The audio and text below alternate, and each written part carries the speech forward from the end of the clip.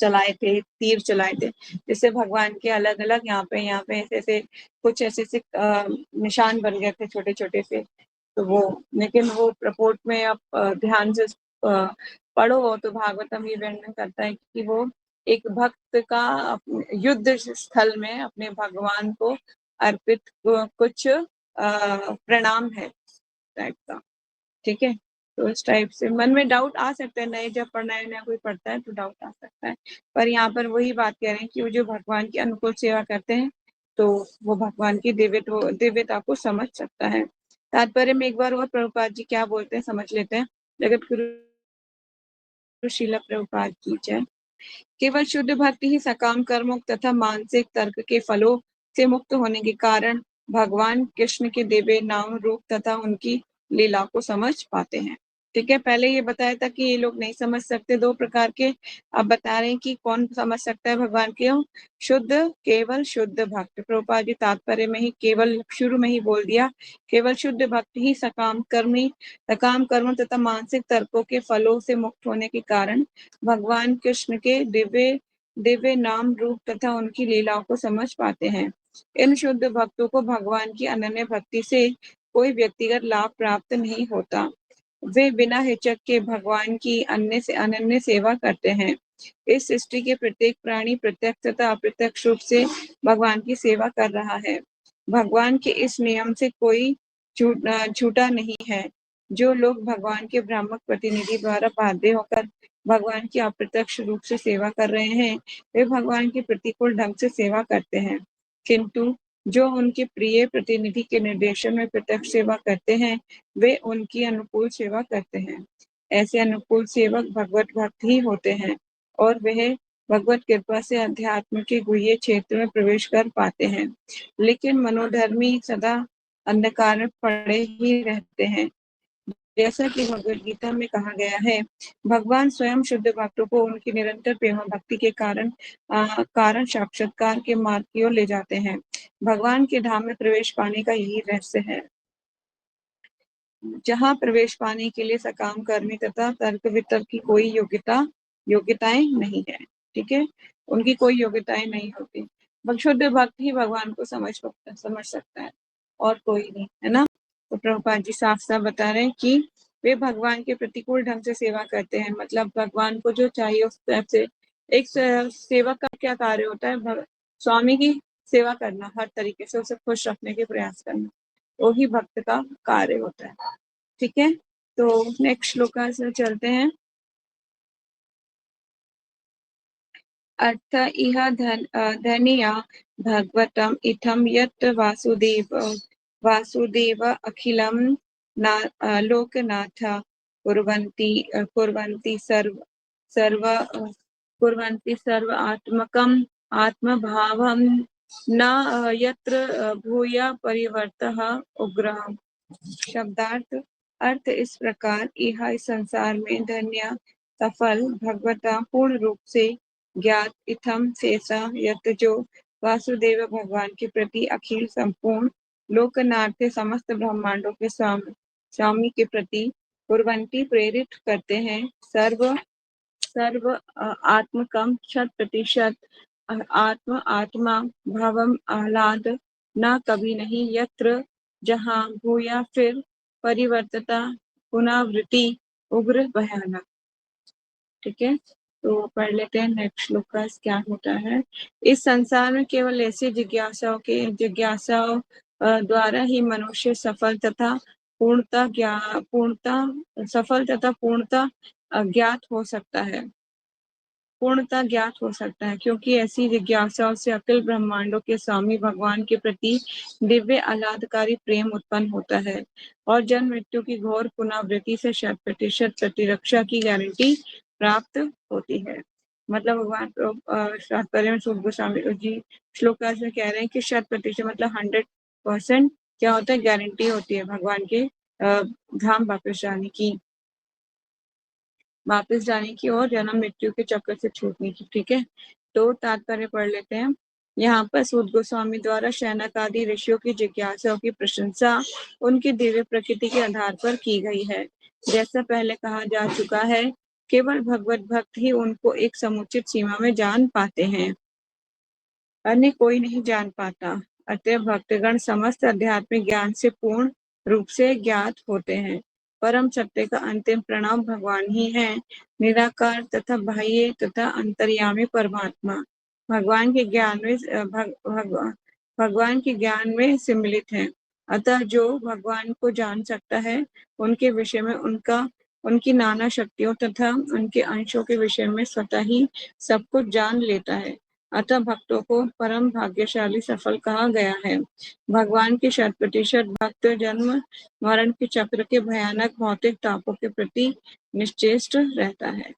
ठीक है, जो भगवत भक्त होता है वो कैसा रहता है? भगवान का 100% भक्त जन्म मरण के चक्र के भयानक भौतिक तापों से मतलब मुक्त रहता है। ठीक है, उसको कोई फर्क नहीं पड़ता। आपको अगर नरक भी भेजा जाए ना, तो वो वहां पे भी कहता है कि ये शायद ये भी भगवान की कृपा है, ये भी भगवान की कृपा है। ठीक है, कितना ही दुख क्यों ना मिले, कितनी तकलीफ क्यों ना मिले, वो ऑलवेज यही कहेगा ऐसा भगवान मेरे से शायद वो कोई तकलीफ में अगर होगा ना, तो भगवान भी बोलेगा मैं शायद बहुत पापी हूँ, तो इसीलिए भगवान ने मुझे कम ही कष्ट दिया, मैं तो ज्यादा कष्ट के लायक हूँ, ज्यादा दुख देना चाहिए था भगवान को, पर मुझे तो कम ही कष्ट दिया है। इस तरह से जो है वो भगवान पे कभी दोषारोपण नहीं करता किसी भी प्रकार का कि आपने मेरे साथ बुरा किया है। ठीक है, नेक्स्ट श्लोक।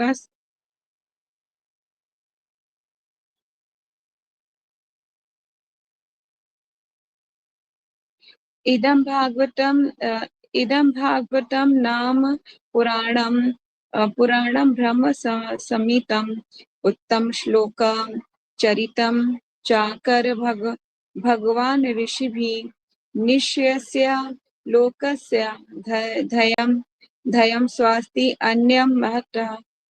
शब्दार्थ इदम इस भागवतम भगवान तथा उनके शुद्ध भक्तों की कथा वाले ग्रंथ को क्या कहते हैं? भागवतम। आपसे ये भागवत गीता और भागवतम में कोई अंतर पूछेगा तो आप क्या बताएंगे?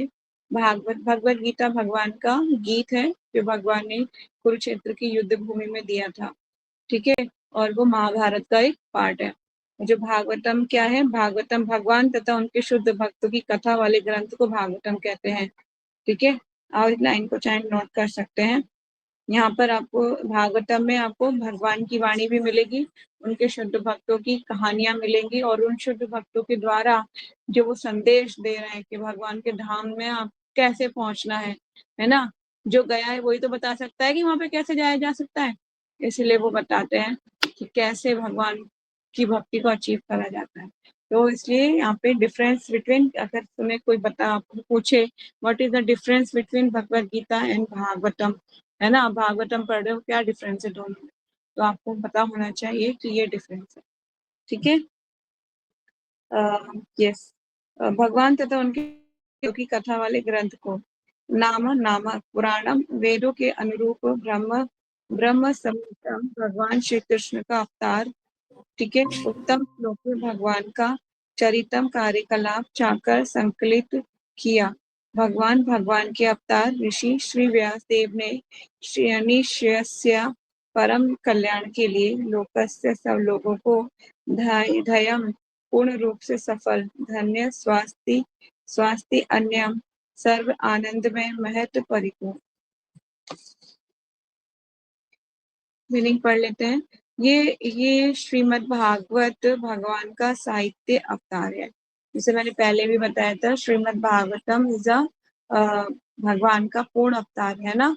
वैसे मैंने आपको बताया था, क्या क्या बताया था मैंने आपको, कि पूरी बॉडी भगवान की भागवतम कैसे है।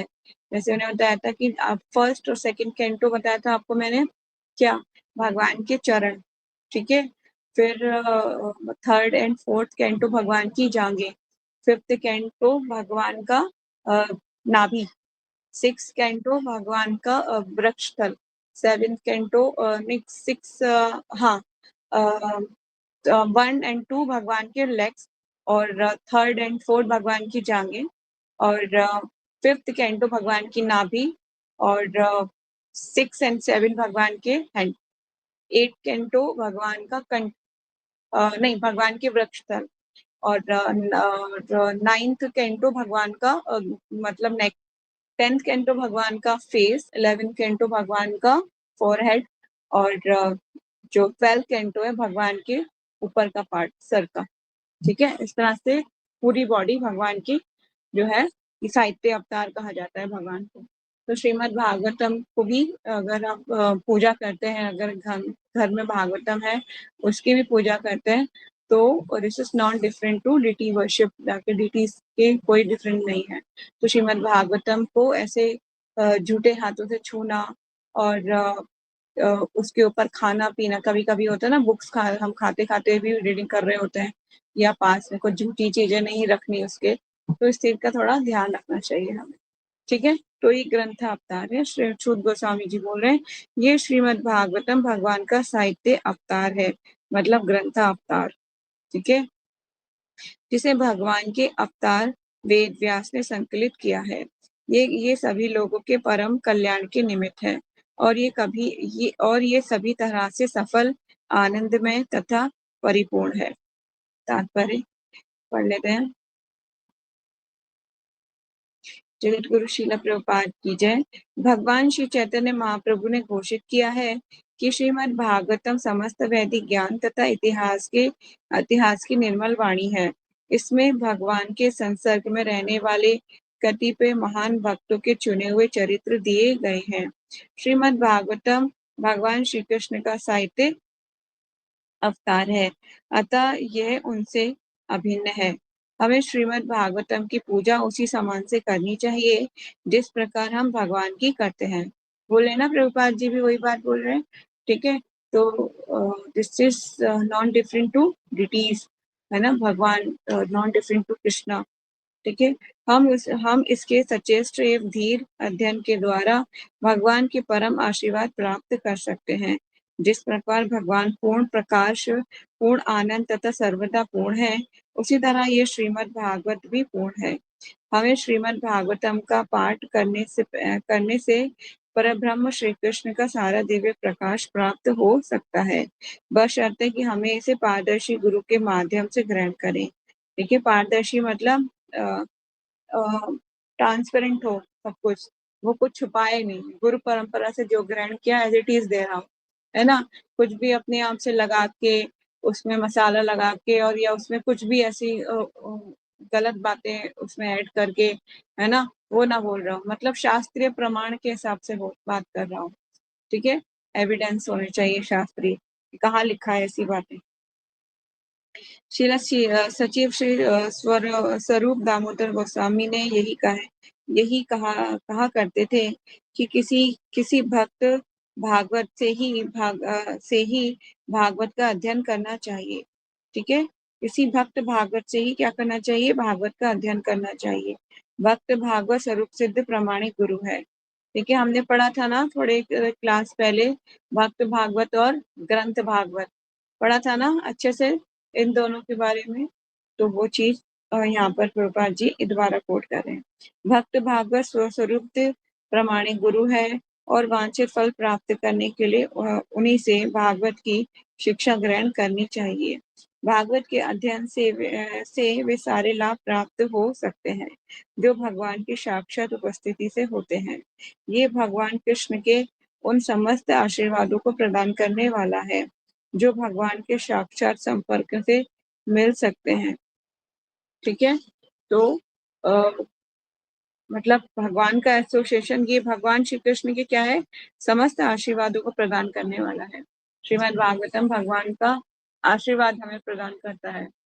ठीक है, तो मेरा रियलाइजेशन तो यही है, श्रीमद् भागवतम जब तक आप रीडिंग पूरे अच्छे से रीड करोगे ना, जिस दिन भी कंप्लीट होगा उस दिन आपको ये रियलाइज जरूर होगा कि अब तक मैंने जो जाना था ये उससे बहुत विशाल है। मतलब जैसे एक चिड़िया होती है ना, छोटी सी चिड़िया एक घोंसले में रहती है, तो उसे लगता है संसार इतना ही है, इतना ही है, इससे बड़ा कुछ भी नहीं है। जब उस बड़ा होने लगता है वो चिड़िया का बच्चा, और खुले आकाश में उड़ता है, तब उसे पता चलता है कि आकाश तो बहुत बड़ा है। मुझे लग रहा था कि घोंसला ही आकाश है, यही इतना ही है आकाश, पर जब वो खुले आकाश में उड़ता है तब उसे पता चलता है। इसी तरह से जब भगवान श्री कृष्ण का मतलब यहाँ पे बोल रहे हैं कि ये भगवान श्री कृष्ण के समस्त आशीर्वादों को प्रदान करने वाला है, जो भगवान के शास्त्र संपर्क से मिल सकते हैं। ठीक है? तो फिर पता चलता है कि जो है भगवान का के ज्ञान विस्तृत ज्ञान को प्रदान करता है। ठीक है? तो एक श्लोका और ले लेते हैं, फिर क्वेश्चन आंसर कर लेंगे। तत इदं गह्यमासा सूत आत्मवतां वरं सर्ववेदैः सह शासना सारं सारं समुद्रघृतं तत् शब्दात तत् उस इदम यह ग्रहयम आस स्वीकार कराया सूत उनके पुत्र को आत्मवताम स्वरूप प्रसिद्ध को वयम अत्यंत आदरणीय सर्वम समस्त वेद वेद वैदिक साहित्यिक ग्रंथ ज्ञान ग्रंथ इतिहासनम समस्त इतिहासों का सार निष्कर्ष सार समुद्रम निकला हुआ स्वरूप सिद्धियों में अत्यंत सामान्य श्री व्यासदेव ने समस्त वैदिक वाङ्मय से ब्रह्मांड के इतिहासों का सार निकालकर इसे अपने पुत्र को प्रदान किया। यहाँ किसकी बात हो रही है? व्यासदेव जी ने किसे प्रदान किया है? शुकदेव गोस्वामी को। ठीक है? तात्पर्य जगत गुरु श्रील प्रभुपाद की जय।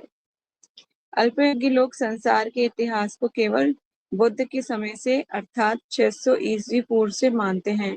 इस काल के पूर्व शास्त्रों में उल्लेखित सारे इतिहासों को वे मात्र काल्पनिक कथाएं मानते हैं। ये तथ्य नहीं है ये तथ्य नहीं है पुराणों में तथा महाभारत आदि में वर्णित सारी कथाएं वास्तविक इतिहास हैं, जो न केवल इस लोक से अपितु इस ब्रह्मांड के लाखों अन्य लोकों से संबंधित हैं। ऐसे लोगों को कभी-कभी इस जगत से परे अन्य लोगों का इतिहास अविश्वसनीय जान पड़ता है, लेकिन शायद वे जानते नहीं कि विभिन्न ग्रह सभी प्रकार से एक समान नहीं है।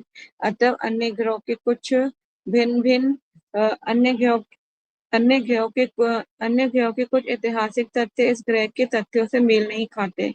विभिन्न लोगों की भिन्न स्थिति तथा काल परिस्थितियों पर विचार करने पर पुराणों की कहानियों में ना तो कोई विचित्रता दिखेगी, ना ही वे काल्पनिक लगेंगी।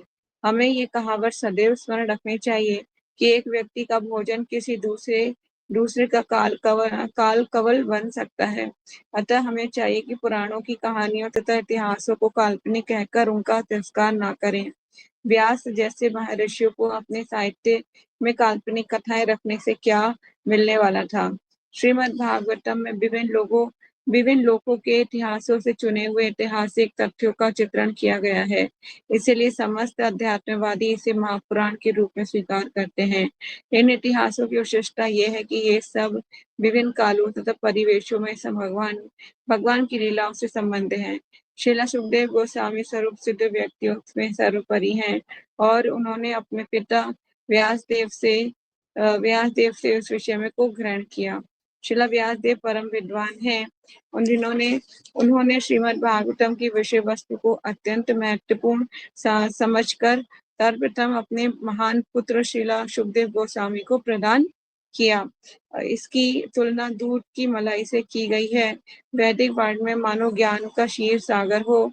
जिस प्रकार नवनीत दुग्ध का सर्वप्रथम स्वादिष्ट तत्व होता है, उसी तरह श्रीमद् भागवतम भी है, क्योंकि इसमें भगवान तथा उनके भक्तों के कार्यकलापों की अत्यंत सुसादु उपदेशात्मक तथा प्रामाणिक विवरण मिलते हैं। किंतु यदि नास्तिक तथा व्यवसायी वाचकों से कथा सुनी जाए तो जन सामान्य के लिए भागवत का व्यापार करते हैं तो उनसे कोई लाभ नहीं होता। जैसे कि बताया जाता है कि जो बहुत से मैंने बताया था कि उससे टीवी चैनल से भागवतम चलता है ना, तो वो कैसा है, उसको वो उसके वो क्या करते हैं, उसको अपने ढंग से प्रस्तुत करते हैं। अलग भगवान की रासलीला में कूद जाएंगे और अलग अलग तत्वों के साथ भागवतम का वर्णन करेंगे। पर उसको बोला जाता है कि वो ऐसा ही है जैसे किसी सांप ने दूध को चख लिया हो, है ना? और जब कोई सांप दूध को चख लेता है तो वो क्या हो जाता है, विषैला बन जाता है। तो वो विषैले से मतलब ये है कि अगर कोई जो है कोई अप्रामाणिक अप्रामाणिक व्यक्ति जिसको बिल्कुल ही प्रामाणिक नहीं हो और भागवतम का कथावाचक करे, तो वो उसी समान है कि वो क्या करेगा, जो भी अपने मुख से निकालेगा वो एक तरीके का विष है ना? और दूध में मिलाया मतलब भागवतम में मिला के और लोगों को दिया जा रहा है। तो उनका मतलब वो जो सीख रहे हैं, जो लोग बैठे हुए हैं, जो भागवतम, वो क्या समझेंगे भागवतम को, वो सब नॉर्मल समझेंगे कि ये तो ऐसा ही है, ठीक है? तो इसलिए प्रामाणिक स्रोतों से और जो गुरु परंपरा में आता है, जो ऑथराइज किया गया है बोलने के लिए, उसी से श्रीमद् भागवतम का अध्ययन करना चाहिए।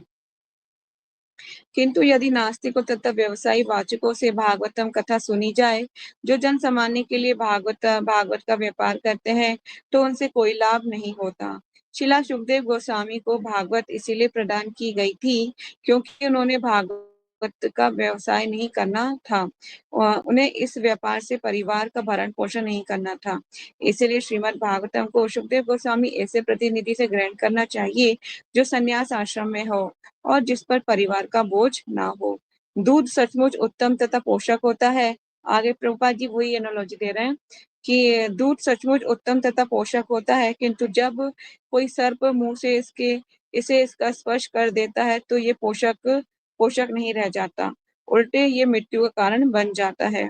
इसी तरह जो लोग दृढ़ता से वैष्णव परंपरा में नहीं लगे हैं, उन्हें ना तो भागवत का व्यापार करना चाहिए और ना अनेक श्वेताओं तथा आध्यात्मिक मृत्यु का कारण बनना चाहिए। आध्यात्मिक मृत्यु से मतलब उनकी आध्यात्मिकता में मृत्यु तो हो ही जाएगी, क्योंकि वो भगवान को अलग वे में समझने लग जाएंगे और नरकों में चले जाएंगे, है ना? क्योंकि हमारा एक एक अपराध काउंटेबल है, हर चीज अपराध, हर चीज का, जैसे मैंने बताया था हम हर दिन बीज बोने का कार्य करते हैं, तो कुछ ना ये सारे अपराध इकट्ठे होते जाएंगे, तो वो नरकों में जाएंगे सारे लोग जो गलत तरीके से भागवतम को सुन रहे हैं, है ना? जिस तरह से प्रभुपाद जी बता रहे हैं कि कोई सांप जो है दूध को चख लेता है, ठीक है? भगवत गीता में भगवान कहते हैं कि समस्त वेदों का उद्देश्य उन्हें कृष्ण को जानना है। जो श्रीमद् भागवतम तो संचित ज्ञान रूप साक्षात श्री कृष्ण है, अतः ये समस्त वेदों का नवनीत सार है और इसमें श्री कृष्ण से संबंधित समस्त कालों के ऐतिहासिक तथ्य भरे हैं। वस्तुतः ये समस्त इतिहासों का सार है, ठीक है? समस्त जो इतिहास है ये उनका सार है। तो एक श्लोक का और कर लेते हैं, टाइम है हमारे पास।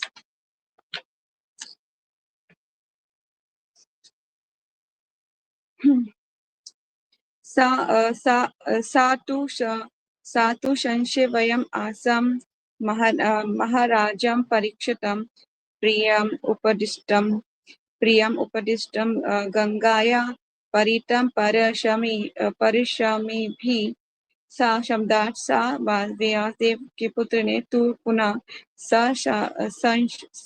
संशयवयम् आसा सुनाया परम राजम नदा महाराज परीक्षित को प्रेय उपशिष्टम अन्यत्र जल सहित मृत्यु के लिए बैठे गंगा नदी के तट पर परितम घिरे हुए परम ऋषि बड़े बड़े ऋषियों द्वारा। व्यासदेव के पुत्र सुखदेव गोस्वामी ने अपनी पारी में महाराज परीक्षित को भागवतम सुनाई, ठीक है? और जो जो अ, जो जब निर्जल निर्जल तथा निराहार रहकर मृत्यु की परीक्षा कर रहे थे, गंगा नदी के तट पर ऋषियों से घिरे हुए बैठे थे, ठीक है? परीक्षित महाराज ने जल और अन्न को त्याग दिया था पूरी तरह से, और कहाँ बैठे थे वो? गंगा के तट पर। तो जब ये भागवतम का वर्णन होगा तो पहले उसकी जो है उसका आपसे पूछेंगे कि उसका वो बताइए, आप कथा कहाँ से शुरू हो रही है, कौन कथा कह रहा है, कौन कथा सुन रहा है, किस कथा भागवतम क्यों कही गई, तो ये इम्पोर्टेंट है। तो आप लोगों को तो मैंने स्टार्टिंग में बताया ही था, दोबारा से रिपीट कर देती हूँ। श्रीमद् भागवतम महाराज परीक्षित को सुनाई गई थी। कब सुनाई गई थी? जब उनको श्राप मिला था श्रृंगी के द्वारा, कि 7 दिन के बाद तक्षक नामक सांप उन्हें दशेगा। तो उसकी स्टोरी में, पीछे की स्टोरी में नहीं जाएंगे, बहुत बड़ी स्टोरी है। तो लेकिन उसके कॉन्टेक्स्ट में फिर सुखदेव गोस्वामी को महाराज परीक्षित ने पूछा था ऋषियों को बुला के कि जो इंसान मरने मृत्यु के स्टेज पर है तो उसको क्या करना चाहिए। तब जो है उसके उत्तर में ऋषियों ने बोला था क्या कीजिए आप श्रीमद् भागवतम का जो है कथा सुनिए। तो महाराज परीक्षित जो है ने गंगा नदी के तट पर सुखदेव गोस्वामी के मुख से श्रीमद् भागवतम का श्रवण किया था और उन्होंने अन्न जल ग्रहण नहीं किया 7 दिन तक, क्योंकि वो सोचते थे मेरे पास समय ही नहीं है अन्न जल ग्रहण करने का। तो उन्होंने ऐसा किया था। ठीक है, तब से ही कलयुग की शुरुआत हुई थी। आगे चलते हैं। व्यास देव के पुत्र सुखदेव गोस्वामी ने अपनी पारी में महाराज परीक्षित को परीक्षित को भागवतम सुनाई, जो जब निर्जल तथा निराहार रहकर मृत्यु की प्रतीक्षा करते हुए गंगा नदी के तट पर ऋषियों से घिरे हुए बैठे थे। तात्पर्य जगत गुरु श्रील प्रभुपाद की जय। सारे दिव्य संदेश शिष्य परंपरा की श्रृंखला से उचित ढंग से प्राप्त किए जाते हैं। ये शिष्य श्रृंखला परंपरा कहलाती है।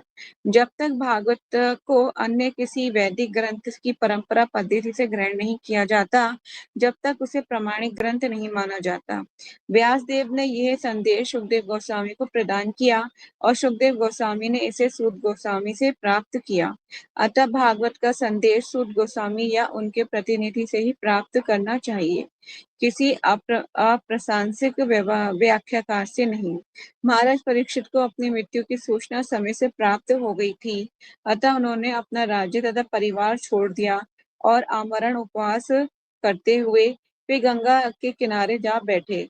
उनकी राजसी स्थिति के कारण सारे ऋषि मुनि चिंतक योगी आदि वहां पहुंच गए।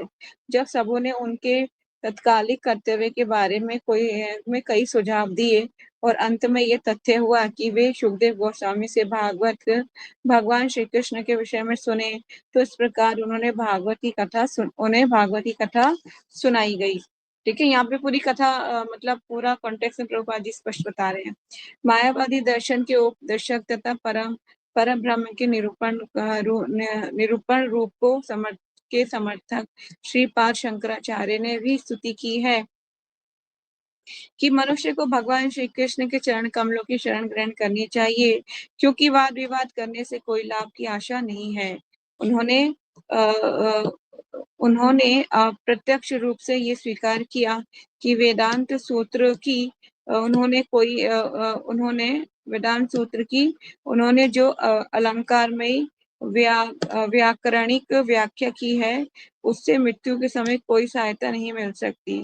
असंत मृत्यु के निर्णायक समय पर मनुष्य को गोविंद नाम का जप करना चाहिए। मतलब जब मृत्यु का समय आपको लगे नजदीक है तो भगवान का स्मरण करना चाहिए। ठीक है, ये सभी बड़े बड़े अध्यात्मवादियों का कहना है। बहुत काल के पूर्व सुखदेव गोस्वामी ने इस सत्य का कथन किया और अंत समय में मनुष्य को नारायण का स्मरण करना चाहिए। यही समय आध्यात्मिक कार्यों का सार है। यही शाश्वत सत्य के पालन हेतु महाराज परीक्षित ने श्रीमद् भागवतम को सुरोग्य सुखदेव गोस्वामी ने उन्हें इसे सुनाया। भागवत संदेश के वक्ता तथा श्वेता दोनों ही एक ही माध्यम से मुक्ति पा गए। ठीक है, तो इस तरह से जो है श्रीमद् भागवतम की कथा कही गई और बहुत इम्पोर्टेंट है। कोई भी चीज जब कथा चल रही थी तो सुखदेव गोस्वामी की बहुत मतलब इच्छा थी कि वो एक एक चीज को जाने। महाराज है ना, सुखदेव गोस्वामी एक एक चीज को बताएं और परीक्षित महाराज की इच्छा थी कि वो भी चेक कर रहे थे और परीक्षित महाराज को कि ये कितने मतलब आतुर हैं सुनने के लिए। और महाराज परीक्षित भी ये भी सुनना था मैंने लेक्चर में कि वो बार बार ऐसे ऐसे मोड पे बार बार कथा के लिए इतने इतने उत्सुक थे कि वो सुखदेव गोस्वामी ने बीच में बोला भी, वो महाराज परीक्षित की जाइए, आपको कुछ कुछ ब्रेक लेना है? तो बोले नहीं नहीं, मुझे कोई ब्रेक नहीं चाहिए, कथा कहते रहिए, है ना। तो मतलब इस तरह से जो है भक्त जो होते हैं भगवान के बारे में सुन के कभी भी पूरी तरह से तृप्त नहीं होते। ठीक है, दिस इज वेरी इंपॉर्टेंट। ये जो श्लोका था बहुत इंपॉर्टेंट था। आप लोगों का कोई डाउट है, कोई क्वेश्चन है तो आप पूछ सकते हैं। हरे कृष्णा।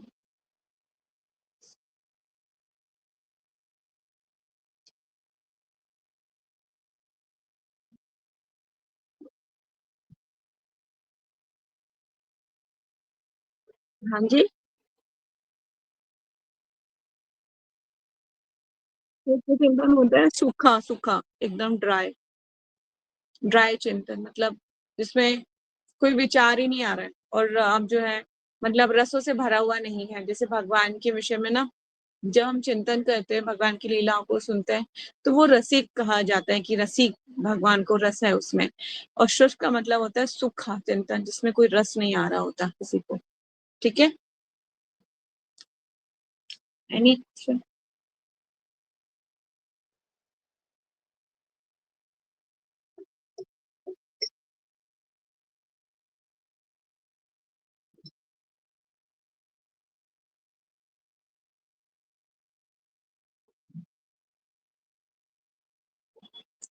मानसिक मतलब कब की बात कर रहे हो?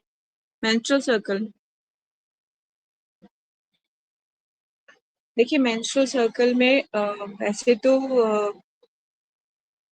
इसको वो नहीं कहा गया कि नहीं छूना है।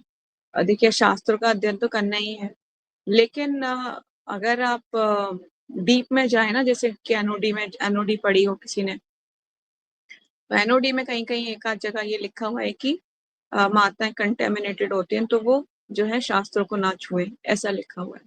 लेकिन प्रभुपाद जी ने कहीं पे भी मना नहीं किया हुआ शास्त्रों को ना पढ़ने, क्योंकि हम कलयुग के बद्ध जीव हैं, है ना। हमें तो एक मौका चाहिए ये सब काम हो, हमें तो जरा से भी एक मौका मिल जाए ना कि अच्छा कल से पढ़ाई बंद, फ्री हो गए तुम, माला वाला कुछ नहीं करनी है, आराम से रहो। तो बस हम तो एक बार हमें कोई कह दे, हम फिर हमेशा के लिए उसको अप्लाई कर लेंगे कि हाँ हमेशा के लिए बंद करना है। तो हम तो बहुत ही मतलब समझ लीजिए कि अनक्वालिफाइड है। लेकिन इसीलिए बोला गया कि निरंतर नित्य भागवतम सेवया, रोज करनी है। ठीक है। Any more question? Isha. No questions.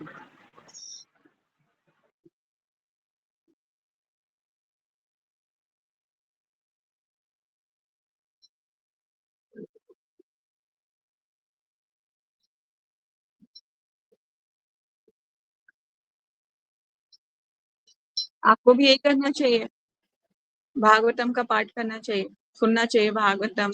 और अगर कोई सुना नहीं रहा है तो फिर पढ़ना चाहिए। ठीक है।